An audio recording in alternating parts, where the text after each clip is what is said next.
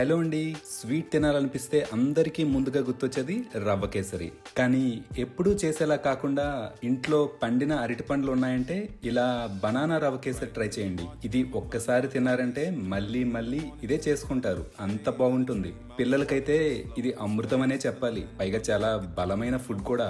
ఇక ఏమాత్రం ఆలస్యం చేయకుండా ఈ tasty and healthy kesari process ఏంటో చూసేద్దామా?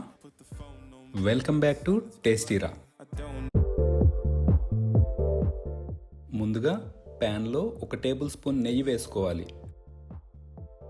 నెయ్యి వేడెక్కాక 10 నుండి 12 జీడిపప్పులు వేసి దోరగా వేయించాలి.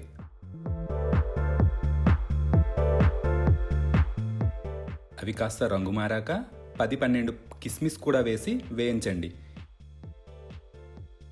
కిస్మిస్లు బంతుల్లో ఉబ్బుతాయి కదా, అప్పుడు వాటిని ఇలా ఒక ప్లేట్లో తీసి పెట్టుకోండి. ఇప్పుడు అదే ప్యాన్లో మరో టేబుల్ స్పూన్ నెయ్యి వేసి 1 కప్పు సూజీ రవ్వను, అదేనండి బొంబాయి రవ్వ, ఉప్మా రవ్వ అంటారు కదా, వేసి వేయించండి. మంటను లో ఫ్లేమ్లో పెట్టుకుంటూ రవ్వ మంచి గోల్డెన్ కలర్లోకి మారి మంచి అరోమా వచ్చేదాకా ఓపికగా వేయించుకోవాలి. రవ్వ ఎంత బాగా వేగితే కేసరి అంత అద్భుతంగా వస్తుందని గుర్తుపెట్టుకోండి.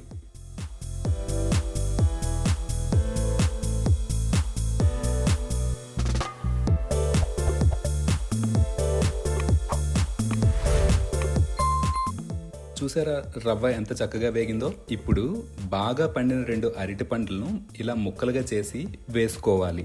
ఈ అరటిపండు ముక్కలు రవ్వలో బాగా కలిసేటట్టు గరిటెతో మ్యాష్ చేస్తూ కలుపుకోవాలి.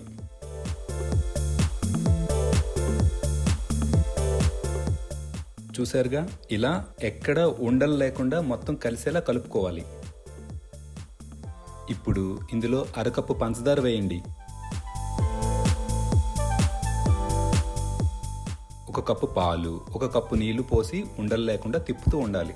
మీకు కాస్త జారుగా కావాలంటే ఇంకో 1/2 కప్పు లేదా 1 కప్పు దాకా పాలు లేదా నీళ్లు యాడ్ చేసుకోవచ్చు. పంచదార కూడా మీ రుచికి తగ్గట్టు అడ్జస్ట్ చేసుకోండి. బనానా కూడా యాడ్ చేస్తున్నాం కదా, దాన్ని బట్టి తీపిని అడ్జస్ట్ చేసుకోవాలి.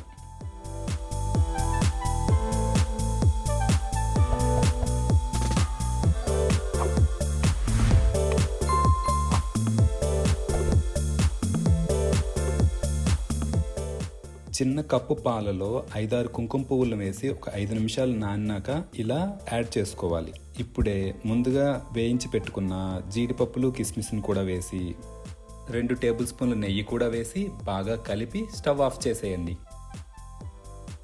అంతే, టేస్టీ బనానా రవ్వ కేసరి రెడీ. ఇది వేడివేడిగా తిన్నా బాగుంటుంది, చల్లారినాక తిన్నా బాగుంటుంది. నచ్చిందా? అయితే తప్పకుండా ట్రై చేయండి. ట్రై చేసి ఎలా వచ్చిందో కామెంట్లో చెప్పండి. వీడియో నచ్చితే లైక్ చేయడం మర్చిపోకండి.